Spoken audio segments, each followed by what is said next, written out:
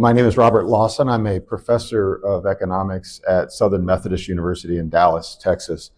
We're here this weekend for the Association of Private Enterprise Education, which is a group of, well, we have over 450 people here, mostly professors of economics around the United States and Europe and other places. And we have this annual conference and we meet to basically share our research. It's kind of a boring conference, a lot of academic papers, but we like to have fun, and we are joined together in a shared belief in the system of private enterprise.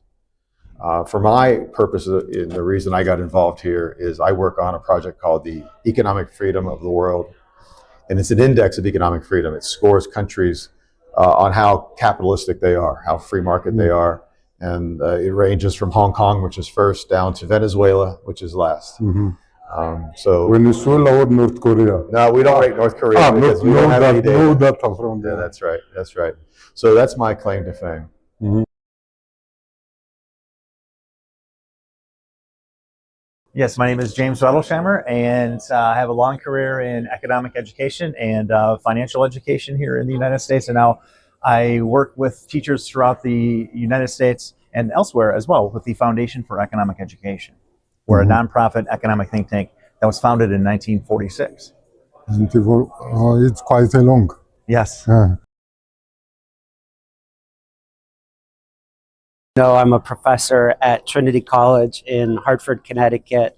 I'm an economist. I am the Shelby Cullum Davis Professor of American Business and Economic Enterprise, and I do research on the history of markets and the history of private rules and regulations, which I call in my book Private Governance, published by Oxford University Press.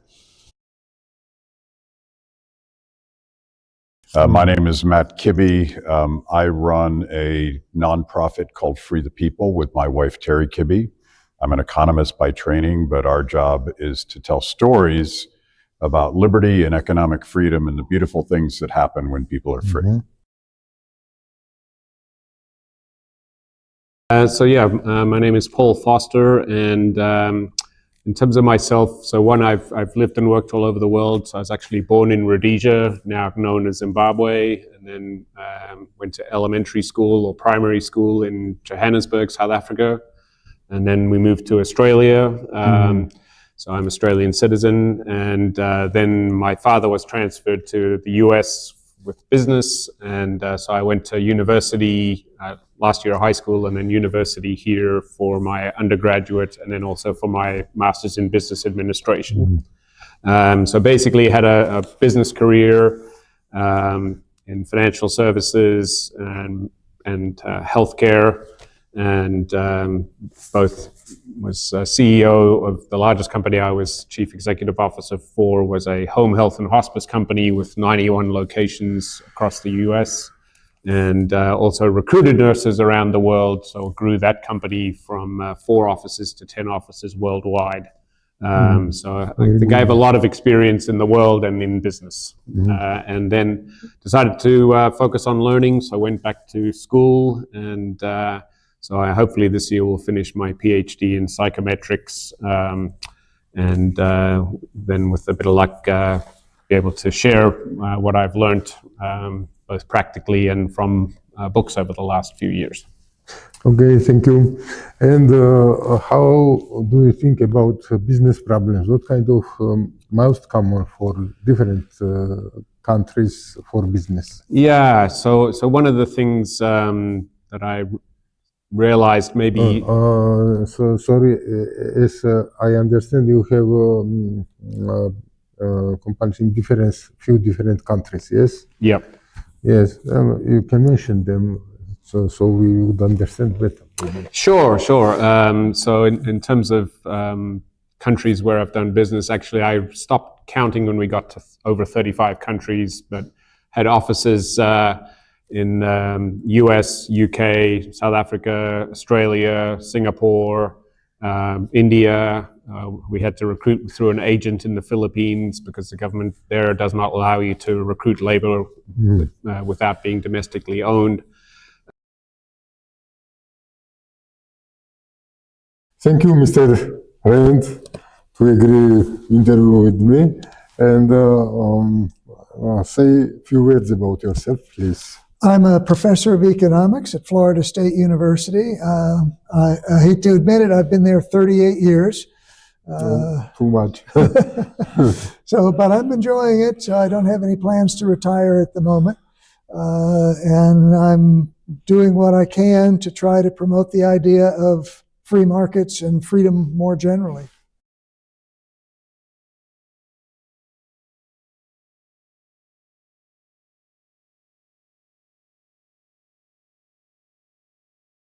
Yeah, well, I mean, at a fundamental level, scarcity is our problem, right? We live in a world of scarce resources, and the job of businesses is to gather those difficult to acquire resources, whether it's people or land or other materials, and then figure out how do we And the knowledge also, it's quite and how do we problematic question. turn those into goods and services for people to enjoy. And that's what markets do. Markets are a way of harnessing businessmen and women who want to make income for themselves, but the way they make income for themselves is to provide goods and services for other people. And so that's the market process of doing things. It's a challenge everywhere because, you know, it's hard. We live in a world of scarcity. It's different from place to place. The challenges are different in Georgia than they are in Australia or Texas. Texas has a lot of oil. It's certainly different. And so everything's different, but the fundamentals are really the same. The basic principles of economics, the basic principles of business are the same.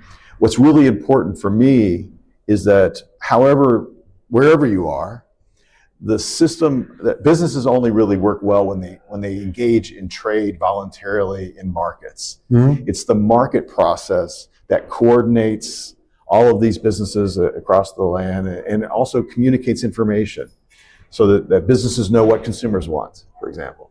So it's very important that we have that market system in place. If you don't have that, you know, you remember the Soviet Union. The Soviet Union tried to run an economy mostly without markets. Yes. And the problem was, even though the people in Moscow may have been well-intentioned in some ways, maybe not, but they didn't have the information. Without markets and without prices and without profit and loss, it's really impossible to do the kinds of economic decisions that businesses really do. In Soviet economics, it is possible to make atomic bomb, for example, but not possible to supply with like these couldn't things, get butter, you know, or whatever. Yes, they need. Yeah.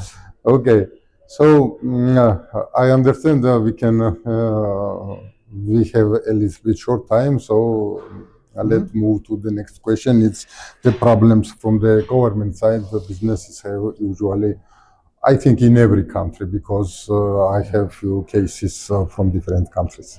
Yeah, so what the Economic Freedom Index does is really tries to identify the areas of government policy that are the biggest problems for businesses. But it's different from country to country.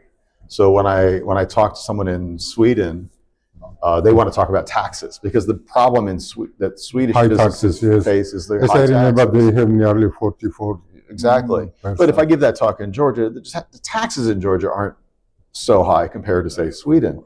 But if I give a talk in Venezuela, it's going to be about money, about the fact that the government, the central bank, overprints money, and so they have hyperinflation. So the government policies are the same everywhere, but some places the conversation is different from place to place. And I think in Georgia, if I may, the conversation that we would see, looking at the data that I look at, we look at data on different aspects. And the one thing that stands out for Georgia is the operation of the legal system. We see that as, I mean, in the systems, the data that we use sees that as being the biggest problem for Georgia. So when I go to Georgia, I think I talk about the legal system. When I go to Sweden, I talk about taxes. When I go to Venezuela, I talk about the central bank. So it depends on where you are, but everywhere. But we can group countries depending on the system. For example, in some countries, central banks is bound because That's problem. right. In some countries, justice system is in Georgia. That's we right. have now. And that's one of the things about the index. It's helping us we have an overall score. You know, Hong Kong is first and Venezuela is last. But the index is also a way to look at, like, where are the problem spots for government policy in Georgia or Bolivia or the United States.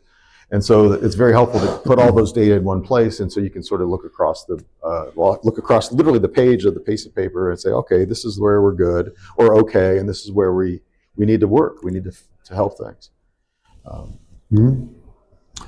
Okay, so it's interesting. How about governments? Do they care about this index or not? I know in Georgia they care a little. Yeah, Georgia is one of the few countries that cares about the index. It's been, especially from the older previous governments, they looked at the Economic Freedom Index and other indexes and they wanted to grow on and do better on those indexes. And so Georgia is one country I always highlight as where we've had some impact. There are other countries. South Africa's government weirdly pays attention. The United States is hard. The United States is large, and there's so many voices. I can't really say that our index has affected U.S. policy, but in quite a few smaller countries, especially former Soviet republics, we've had quite an impact. Looks like the impact is more in this case. Yeah, and because the countries are smaller and there's a lot more changing going on. Like you're still in the process of really reforming and transitioning from a centrally planned economy to a market economy, and that our index is really a sort of a guidepost for those sorts of countries. Countries like the United States, they're kind of stuck. Yes, so for them it's not a problem at all. So it is a problem, but it's also just not. It's not. As no, easy. For politicians it's not a problem at all. Right, they don't look in this case. That's right. So.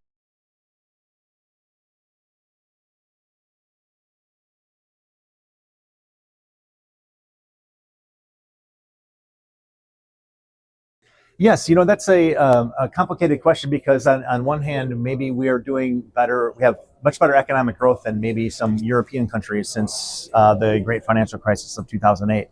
Our GDP has been growing, and on the surface, things are looking pretty good. And we have at the forefront of artificial intelligence, we have these great companies like NVIDIA, and ChatGPT and Claude that are on the forefront of artificial intelligence that are really going to increase productivity. It's a new word in the business. Yes.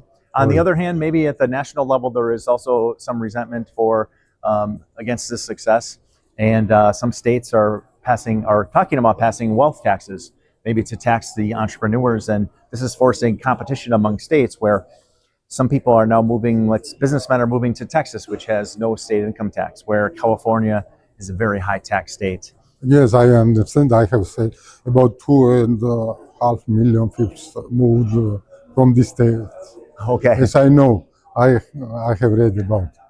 Okay, but we came to the next question. It's because of the government, yes? Yes. Yeah, that's so now we have some states that are really attracting lots of business, and people are moving to Texas and Florida, and people are leaving some of the higher tax states because we have a federal tax and then we have the state taxes as well.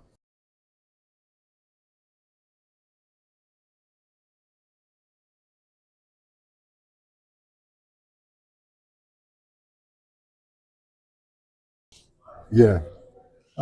So it's your interest to understand better the business problems.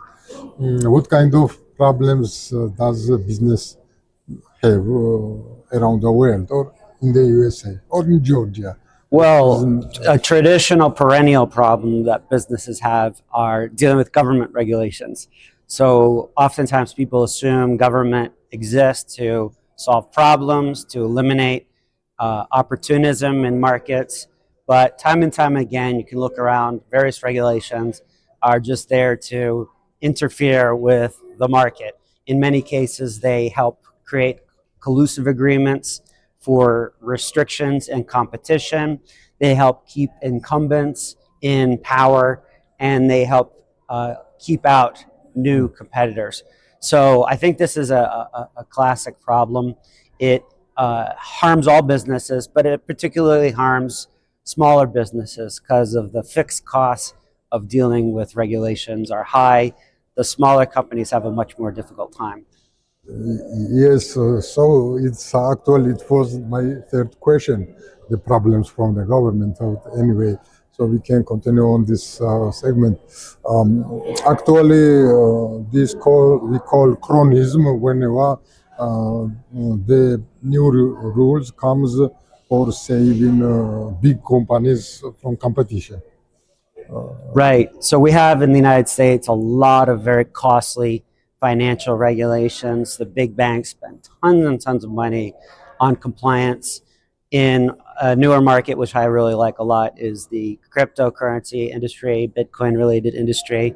And over the last 4 years, the previous president of the United States had a lot of lawsuits against these firms, and that created tremendous uncertainty for this market. Now, I think luckily over the last year or so, some of these regulations have been kind of softened a bit, and the current administration is a little bit less zealous, being compared to the previous one, which was very against Bitcoin and cryptocurrency industry. So I think when you let markets thrive, let them open up, you see a lot of innovation, and I think we're seeing that now, and I hope in the indefinite future. Okay, so current administration do better, as I understand. Yeah, I mean, there's a lot of problems for companies coming from the current administration. The trade wars have been tremendously harmful. Immigration restrictions have harmed the ability for American businesses to hire whom they want. And so that's been very bad. On the flip side, there's been some deregulation and decreases in taxes, which have been very positive for business overall. So I think if they just let off on the bad topics, they could be letting the economy boom a lot more than it currently is.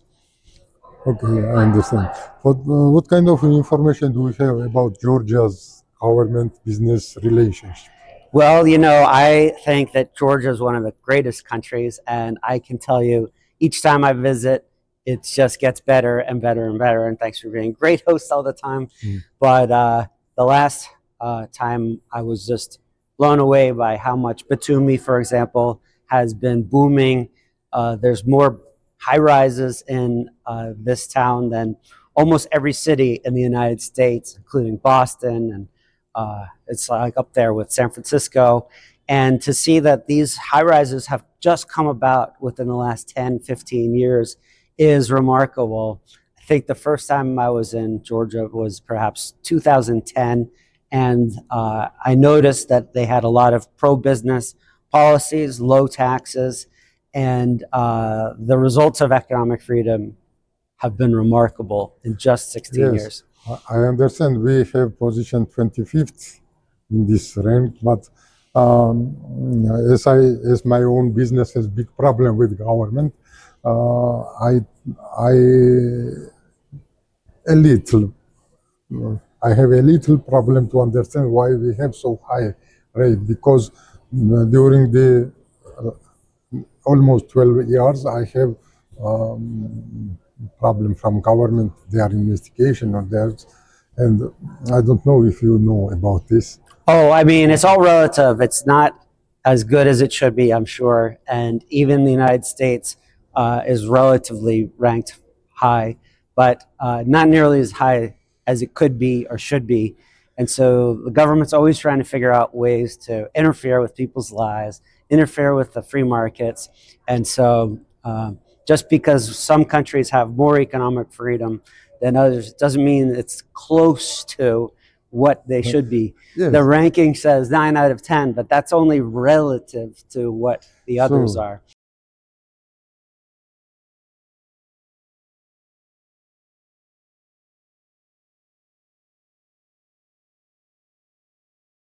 So we run a nonprofit, Free the People, which is basically a video production crew. We make videos, we produce comedy, we produce documentaries.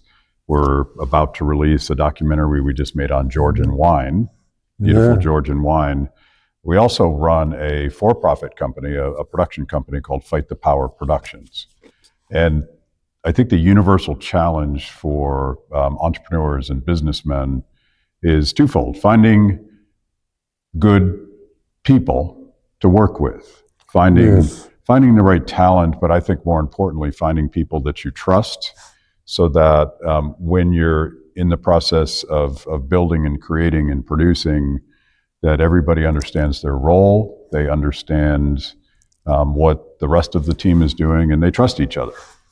The other half of that coin is finding customers that also trust you, trust your product, and want to be part of that. It's to me, that is the key of running any business, and it doesn't matter if you're making Teslas or videos or anything else. Yes, human resources is most important thing in the business. Good people, Certainly, good yes. people. Okay, so let's go to the next question about problem with the government. I have my article, new article is about the business's suspect until he proves his innocence. So what do we say about this question? What can Well, as someone that produces a lot of videos critical of government overreach, government regulation, too much taxation, those are obvious problems I think that every business has. As our business depends on our ability to reach our audience. And in the United States, and I think this is true in your country and many countries, the government is very involved censoring content. They don't want me to tell my story, so they will bully media companies to suppress my videos so that people can't reach them. That's been a problem for at least the last 5 years. We've struggled to figure out how to work our way around the next government regulation that's censoring speech. That's our biggest problem. We also are organized as different types of corporations. We're a nonprofit, and there's all sorts of regulations governing NGOs in the United States. Maybe less so for a for-profit company, because that's more typical. So, but both of these things are things that I think every businessman deals with.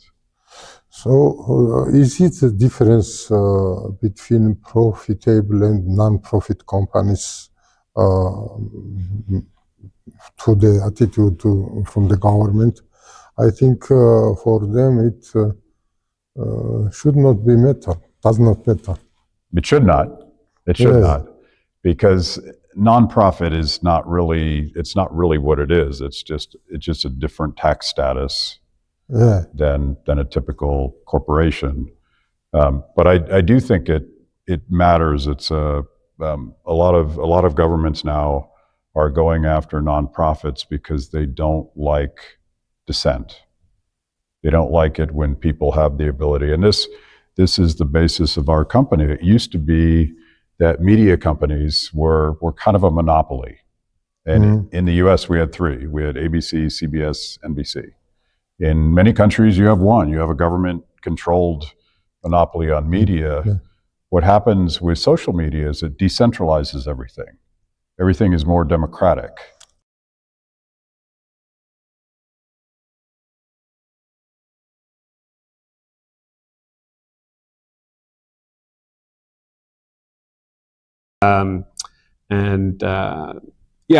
But I think maybe even nearly 25 years ago, I really realized that actually the number one problem in the world is corruption. And that really more broadly, what economists would say is that it's the agency problem where somebody who claims to be representing your interests actually is really serving their own interests. And so in the case of government, because that's also an issue in any organization, governments just have, what's unique about governments is that they in some ways get paid in votes, but also they are able to use guns to force people to do things. So that's how I think about government, what makes governments different as organizations, because everything is really in organizations. And so examples, the country that I was born in, they managed to destroy their currency twice. And then another example, basically we tried to get licensed in India, but we were not able to operate for a year because we wouldn't pay a bribe. In the United States, different company, we were audited. The government said that, we had not billed them correctly in this one particular location, and that therefore they were going to retain all future payments until the balance was cleared, which effectively meant many years without revenue. So we went to our lawyers to see what we could do, and we were told that we would have to wait at least 3 years before we would be able to see an administrative judge. And that administrative judge effectively is a government employee. Yeah. So I've seen this issue in many countries, in many situations, which is why I say that, really corruption or the agency problem more broadly, not just bribes and brown paper bags, but really this agency problem of people who say one thing and do another is really our number one problem in the world.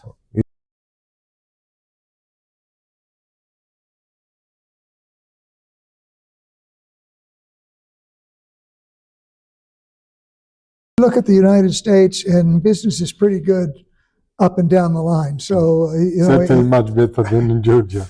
Yeah. So, we have big firms that are thriving, but we also have a lot of small firms that are thriving. I mean, you go to cities and you find local restaurants, local shops.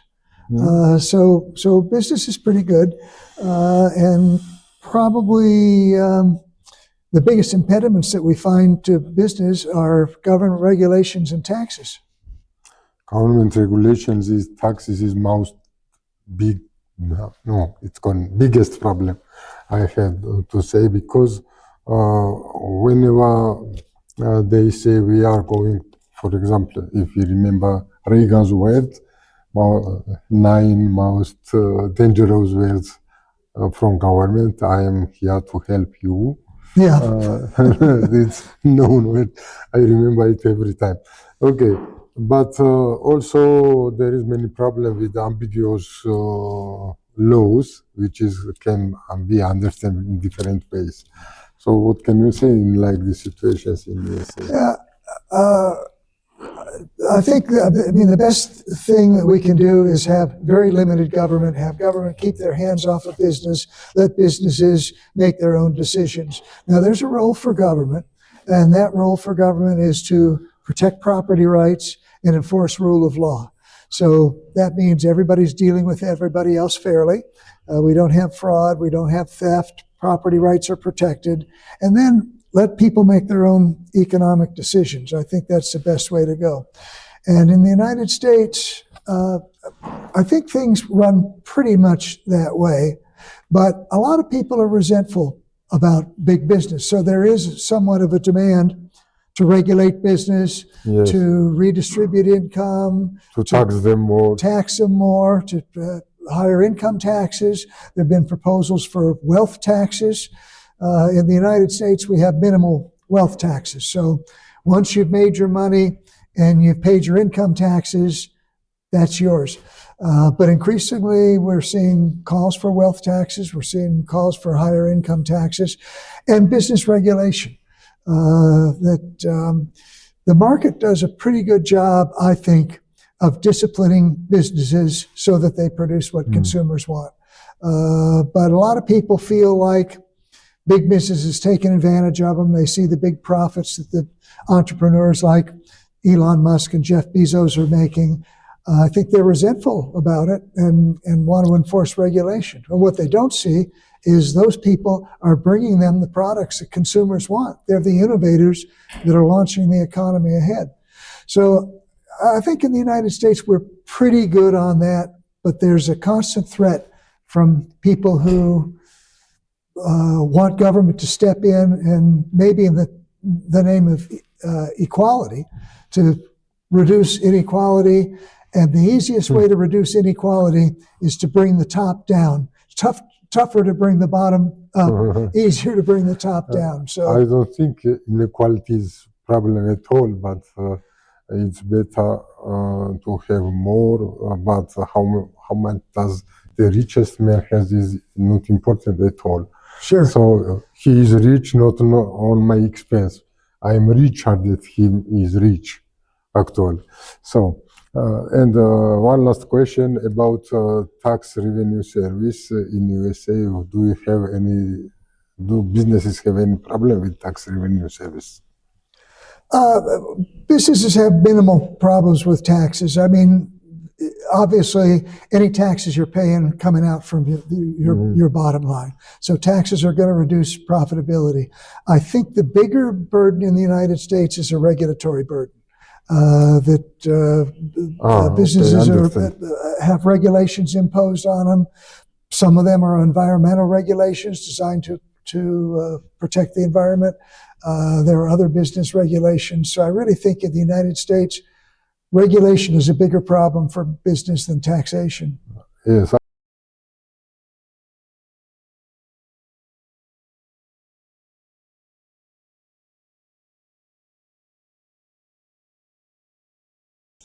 Well, I'll say one of the things that people often who want to see change in their countries, they oftentimes say, all we have to do is elect better leaders. The problem is leaders in most cases are not really leaders. Sometimes they are, but not usually. They're usually followers. They're followers of public opinion. And I think that their surroundings is most important actually. That's right. So I think that the most important game is to convince people, to convince the general public that these ideas of private enterprise and private property and low taxes and low regulations, these ideas are the way to go. If people believe those, then the governments will respond. This association we're here with is the Association of Private Enterprise Education. Education is I think the only really long-term way to move an economy forward. You can have short-term successes. You elect better people. Things get better for a while, but 2, 4, 6 years later, they elect bad people, and things get it goes back and forth. So the long-term progress requires really a deep, wide educational outreach in the schools, through civil society. The New Economics School, my friends that run that in Georgia. Those are the kinds of groups that I think in the long run will matter. Yes, these kind of groups work in the long run, and I thought it's a correct way. But anyway, when I looked at the level of education, not education, but understanding from the people is quite low anyway. And I don't see possibility how it can be increased. Well, you don't have to convince it, but you have to convince the decision-making crowd, and that means businessmen, women, reasonably educated people, the people that politicians listen to. Politicians, I think, are listen usually to active people. That's right. That's right. And politicians are usually not very strong-willed. They just go with the winds. Yes. Yeah. So I think that putting too much emphasis on political action I think it's very short run oriented. My preference is to think about how do we move the needle, and that means college students. College students are going to be the next judges and lawyers and doctors and business people. But they also are indoctrinated in most of universities. But that is the battleground, though. The battleground is at that level. By the time they're already running businesses, it's kind of too late. So I think that going towards the youth is really the longest run, the most effective. It's a slower, it's a long game, as we say. Yes. It's you're not going to get immediate results, but one of the reasons you see things happen, you'll see reforms and then they go away, is because those reforms weren't authentic. They weren't real. They were just a few politicians, but then they got yes, because until this politician is in the power, they they're do, out but 4 years later. But in 4 years, so it's okay. So.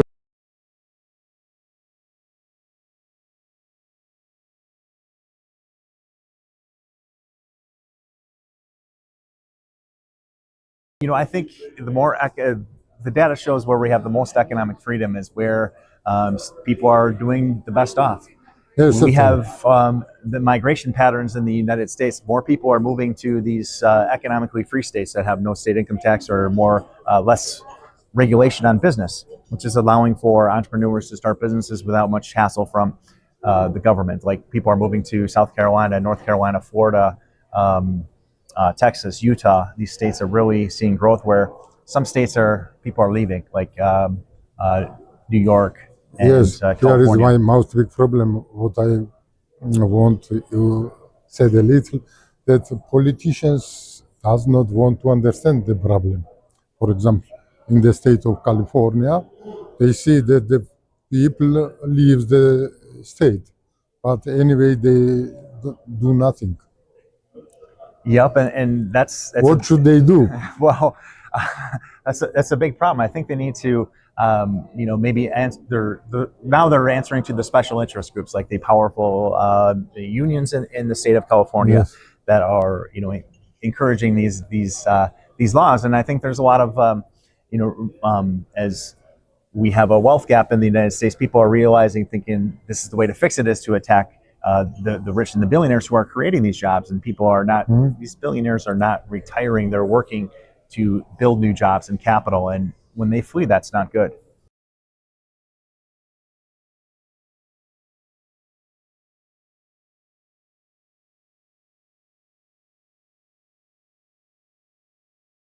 Yeah, it's a good question, and I understand in a lot of countries this is very normal, where people really actually pay money in order to get a job, so that then they can use that position in order to extract money. And really, it's in some ways sometimes that's a way things can actually get done.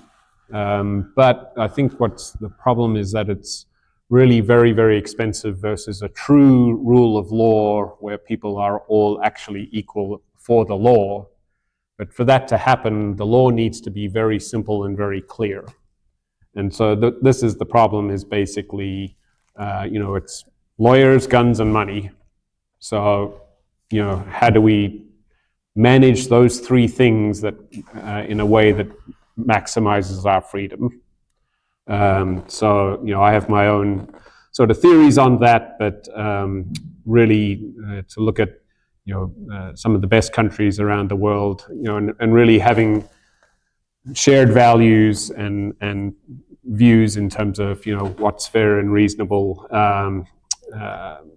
and really trying to make sure that we do not let certain people get too much power. So, in the United States, the goal was to use checks and balances to try to, have these forces compete against each other. And James Madison was a very, very smart man and a very wise man. But really, if you think about his challenge there, is to try to create a balance that would sustain or maintain itself for a long time. In some ways, was really almost naive in terms of how do you really balance these things. And so here in the United States, it seems to me, in my personal opinion, that really our Congress, or equivalent of a parliament, that they really have essentially abdicated their powers. They've delegated the powers to bureaucrats, and they are really not willing to check the executive.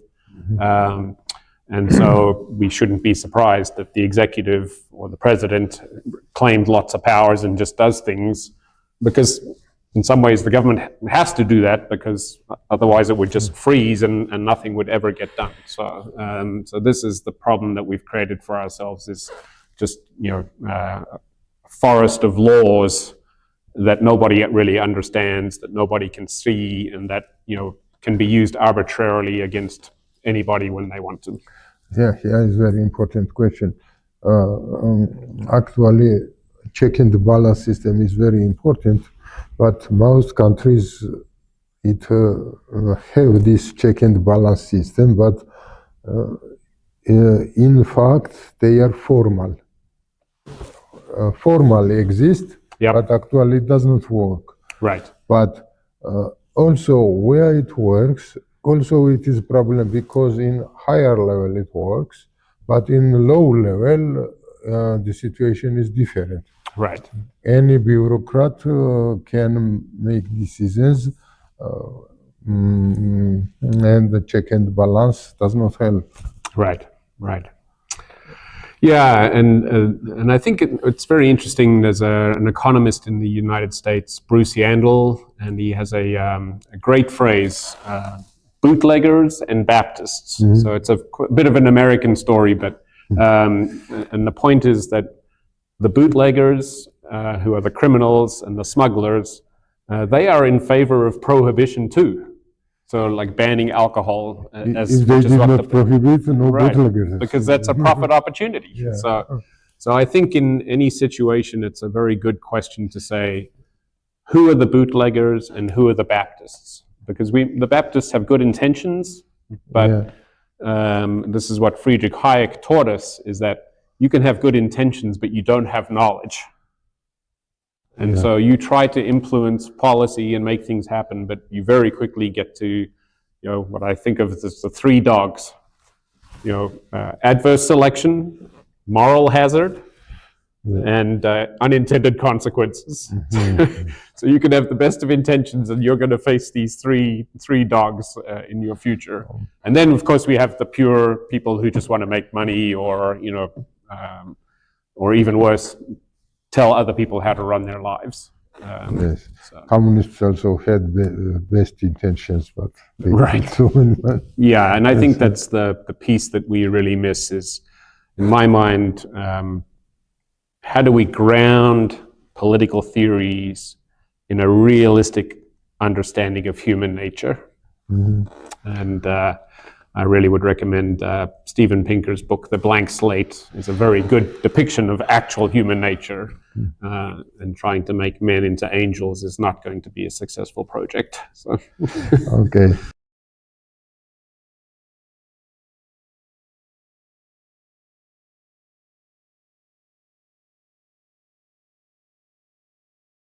Is it possible to reduce this regulation somehow?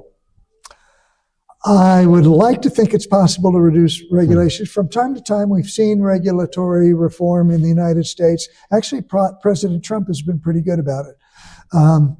So a lot of it depends on who's in political power.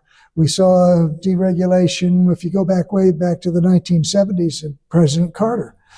President Reagan was pretty good about it. But then other administrations are more inclined to impose regulations on business. So a lot of it depends on who's in political power.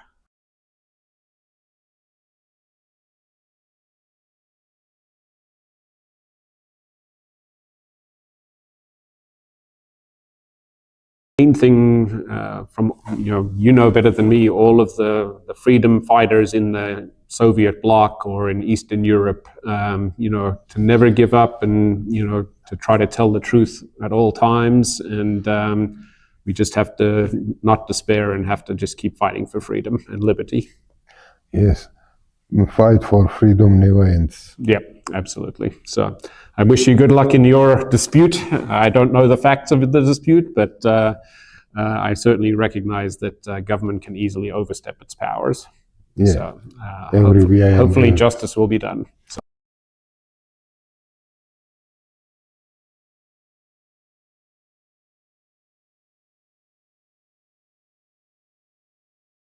I think there's two things that I want young people to understand when it comes to business. Business isn't a dirty word. Hard work is not just the grind of getting up and working every day. It's where you find meaning in your life. And if you don't work for something, it's not going to be you're never going to be satisfied with what you have. And the struggle of creating something and being an entrepreneur and getting up and suffering a little bit to get what you wanted to create. Say you wanted to create a great glass of wine. That's not easy, but it's beautiful if you do it, if you do the work. If they understand, it's very nice. But how can we explain what they should do if the government intervenes in their business and suppresses them? What can they do? Well, they have to speak up, and it goes, I think, to what I was just saying, because quite often governments demonize business. It's a dirty word. Yes, they do. Greedy profiteers, they're just out to make it for themselves. And my point is, we're all businessmen. We're all trying to do something with our lives and create something and make something that's satisfying, that makes our lives meaningful. We need to educate people on the importance of business, because it's essential to their lives and their families' lives.